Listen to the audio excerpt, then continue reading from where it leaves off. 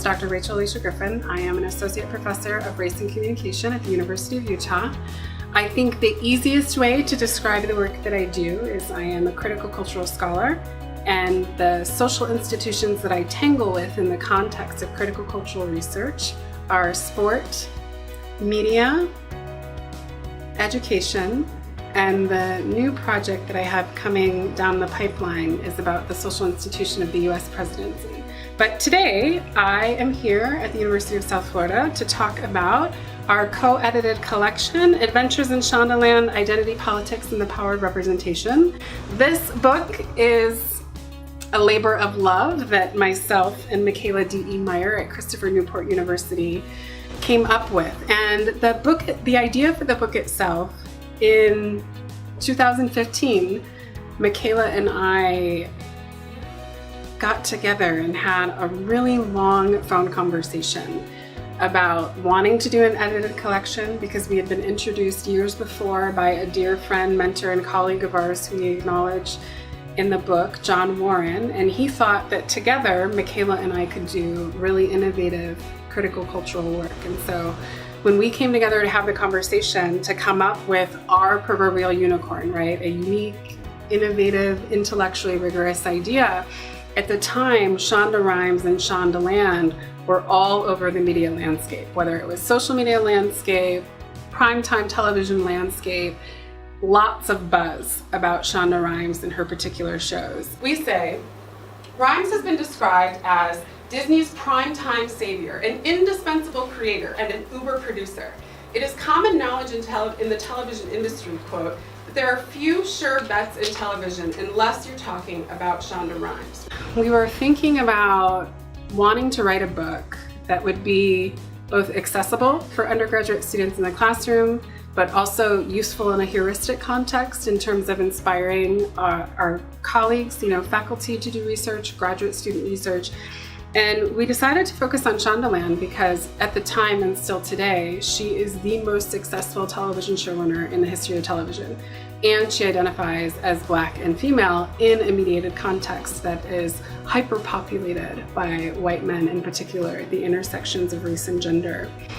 So once we identified the topic of the book, we then came up with a call, and we strategically did a combination of invited chapters because there were certain people at the time doing work that we knew we wanted to include, and we designed an open call to make sure that we weren't only inviting people that we know, right? And so meeting new people, creating opportunities for students, like one of your own doctoral students who's published in our edited collection, to partake in the process. This is the most accessible definition of public pedagogy I've ever come across. I use it in all of the undergrad and grad classes that I teach, and even my first year undergrad students grasp it. So Sandlin describes public pedagogy as the education provided by popular culture. Popular culture teaches audiences and participants through the ways it represents people and issues and the kinds of discourses it creates and disseminates, right? And so my approach to Scandal is asking, what is the public pedagogy of Black masculinity? How is it discursively functioning? What are we learning about Black men by watching Papa Pope in particular?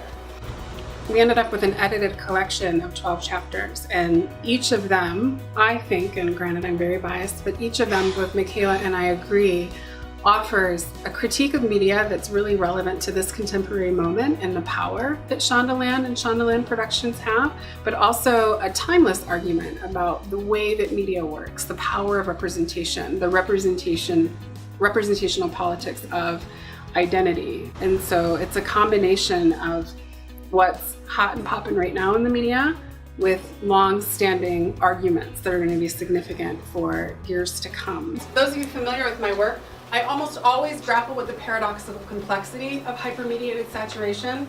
Very rarely do I make an argument that any given media text is only bad and or only good, right? I think it's more complicated than that.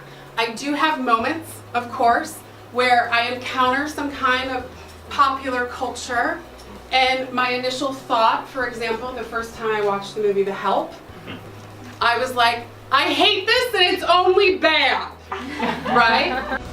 My best advice for anyone who wants to do critical cultural media work is first to find what I call the unicorn, right? Find your innovative, timeless, heuristic edge.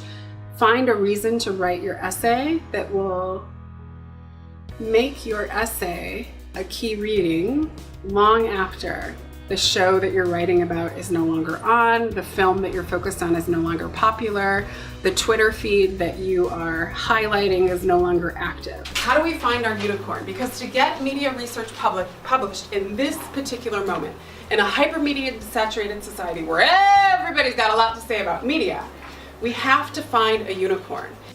The second piece of advice is pretty practical. You know, critical cultural analysis, to do deep, rigorous analysis requires watching and rewatching, watching in dialogic community, asking other people, what do you see here? What do you think about this?